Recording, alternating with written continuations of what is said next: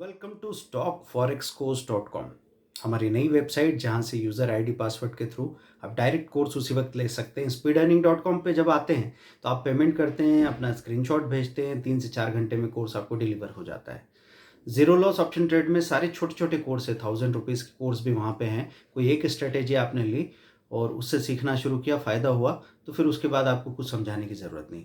दोस्तों, बजट 2021 आ रहा है और इस वक्त सभी लोग इस संशय में हैं कि क्या करना चाहिए।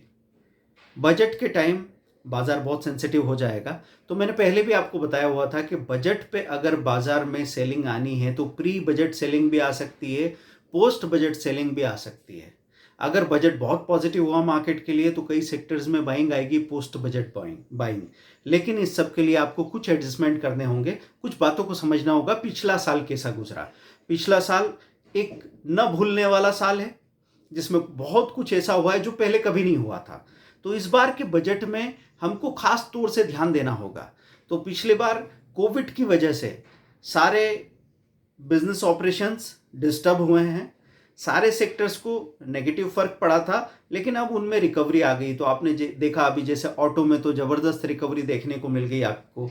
तो ऑटो सेक्टर में अभी कुछ ज़्यादा पॉजिटिव भी होता है तो उतने बड़ा उछाल नहीं आ पाएगा, बल्कि उससे स्विचिंग होने के चांसेस बहुत है। एक कॉमन सेंस की बात कर रहा हूं कि अगर कोई सेक्टर पहले से ही आउट परफॉर्म कर चुका है तो ये चांसेस बनते हैं कि किसी और सेक्टर में संभावना दिखे और वो अगर नीचे मिल रहा हो तो यहां से थोड़ी सेलिंग आएगी और दूसरे सेक्टर में बाइंग आने के चांसेस बन सकते हैं।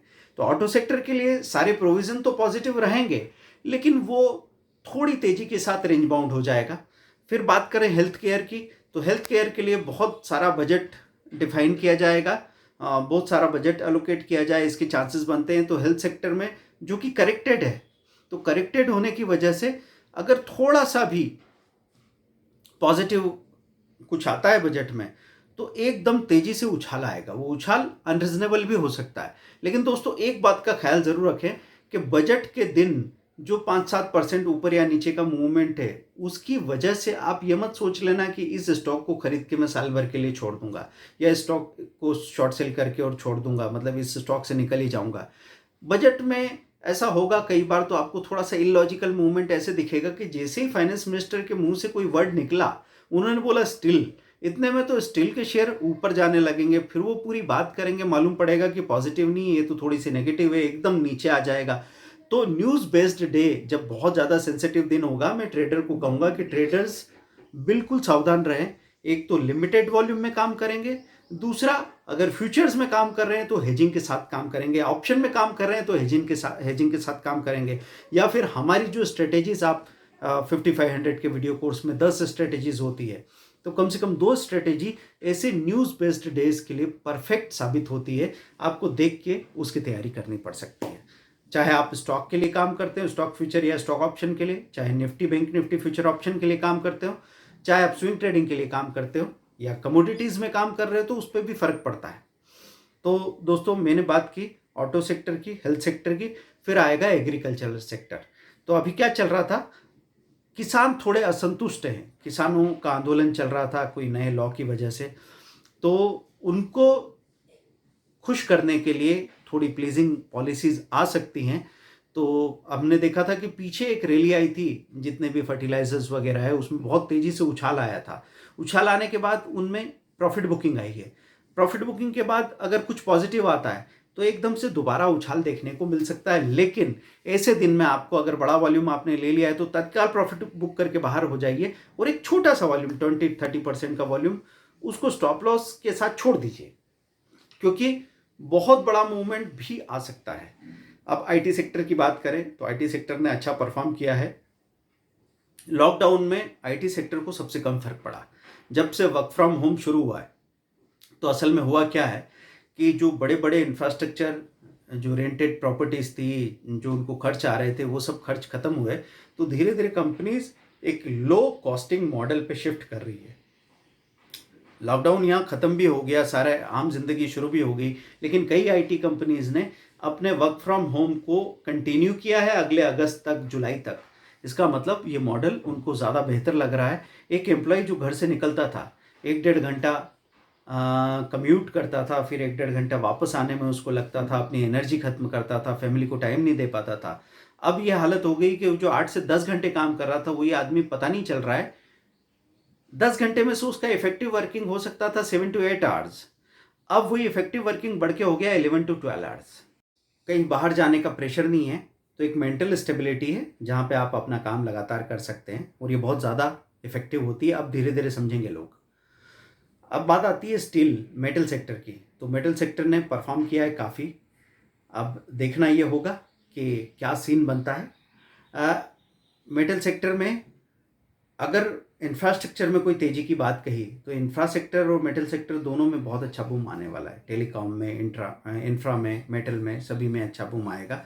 रियल एस्टेट सेक्टर जो बरसों से नीचे था, अब उसने चलना शुरू किया है, उसमें जाना ही है। थोड़ा सा भी पॉजिटिव मूवमेंट होता है गवर्नमेंट की तरफ से, तो सीधा सीधा उसको एक बूम मिलने वाला है। तो रियल एस्टेट सेक्टर पे तो मैं लॉन्ग टर्म के लिए भी आपको पोजीशन बनाने को कहूँगा। मैंने पहले भी वीडियो में जब आपसे कहा था, आप चेक कीजिएगा, 6 महीने साल भर पहले 2 वीडियोस बने थे कि ज़मीन खरीदने की बजाय अगर आप अलग अलग हिस्से के, north India, south India, waste India, east India के अच्छी रियल एस्टेट कंपनीज के शेयर अगर खरीद के रख लें, तो आपको ज़मीन से कई गुना ज़्यादा अप्रिसिएशन मिल सकता है, और साथ में लिक्विडिटी भी रहेगी जो कि ज़मीन में कभी नहीं मिलती।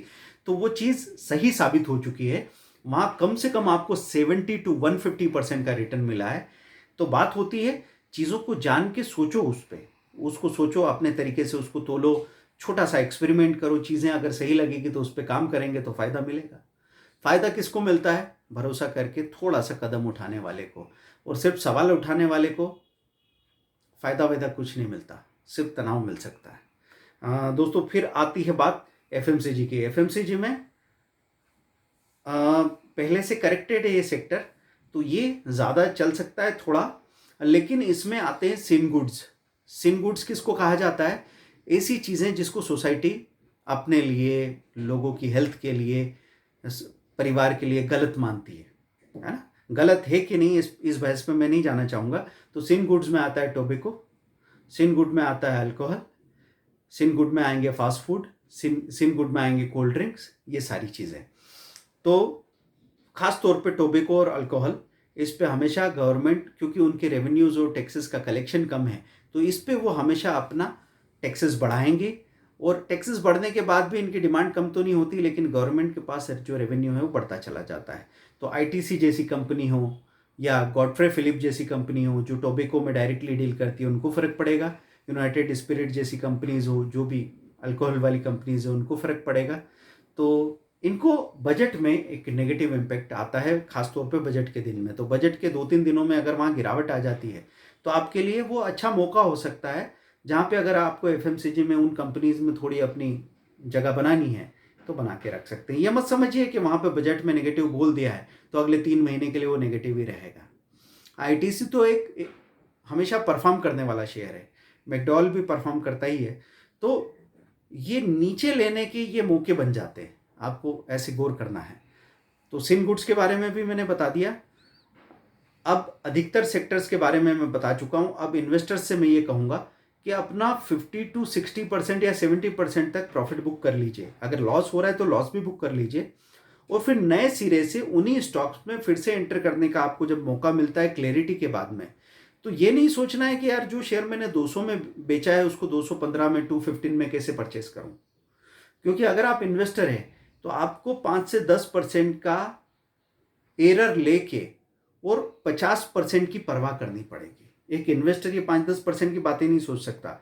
एक ट्रेडर अगर आप हैं तो ट्रेडर को तो सीधा सीधा आधा % या 1% का स्टॉप लॉस लेना है, उसको इसके अलावा कुछ करना ही नहीं है। आज के दिन तेजी आ गई, तेजी आके ऊपर की लहर आई तो प्रॉफिट बुक करना ही है, आपको लेके बैठ नहीं जाना है कि पता चला आज तेजी से एक लहर आई, वो शेयर 5% 6% ऊपर गया, आपने प्रॉफिट ही बुक नहीं किया, और 1 घंटे बाद वो शेयर 5% माइनस भी हो सकता है। ध्यान रखना, बजट के दिनों में आपको खास तौर से इसका ध्यान रखना है। रेलवे बजट भी उसी दिन है, तो रेलवे के जो शेयर्स हैं उन पर ध्यान रखना। आईआरसीटीसी और रेल के कम से कम 10-12 कंपनीज हैं, बाकी सब छोटी छोटी कंपनीज आपको नज़र आएगी। अभी आईआरएफसी का जो लिस्टिंग हुआ है उस पर भी ध्यान रखेंगे।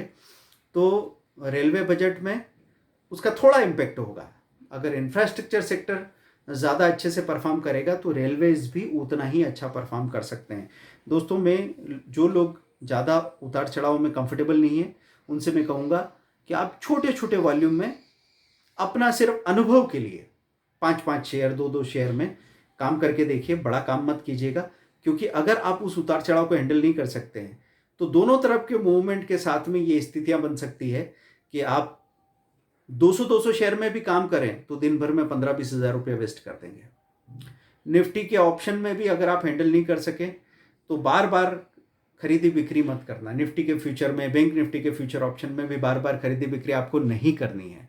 आप वहाँ पे एक बटरफ्लाई पोजीशन बना के रख लें, पास पास के कॉल पुट बाय करके रख लिए और उससे अगले स्ट्राइक प्राइस के दूर के सेल करके रख दिए, उतना बस बहुत हो गया। और हर एक मूवमेंट पे 50 पॉइंट 30 पॉइंट ऊपर गया नीचे गया निफ्टी, या 100 पॉइंट बैंक निफ्टी ऊपर गया नीचे गया तो रिएक्ट नहीं करना है। ऐसे रिएक्ट करेंगे तो आप फंस जाएंगे।